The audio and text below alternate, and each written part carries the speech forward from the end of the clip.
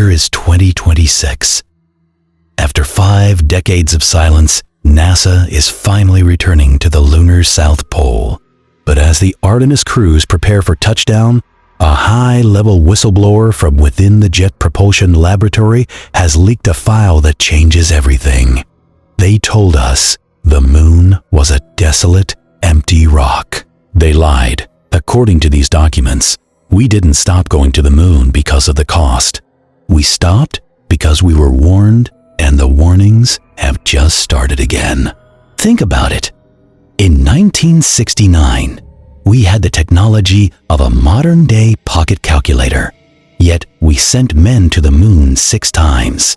Then, suddenly, in 1972, we quit. For 54 years, not a single human footstep. Why? The leaked 2026 report, codenamed Project Selene, suggests that Apollo 17 encountered something in the Shorty crater.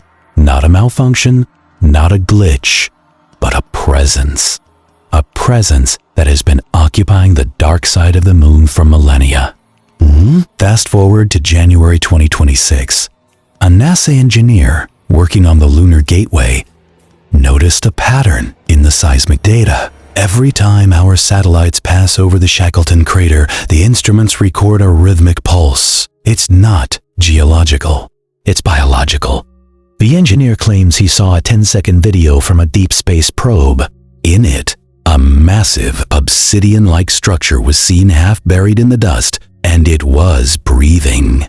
This is why the 2026 Artemis mission isn't just about exploration. It's a tactical response. The most terrifying part of the claim involves what the engineer calls the lunar echo. It's a shadow-like entity that mimics human behavior. During a secret unmanned test in late 2025, a rover's camera captured a figure standing exactly 100 yards away.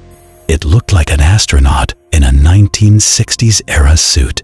But when the rover approached, the figure didn't walk. It distorted, turning into a black, smoke-like mass that disabled the rover's sensors. The last audio recorded was a chilling, distorted human voice saying, "You shouldn't have come back."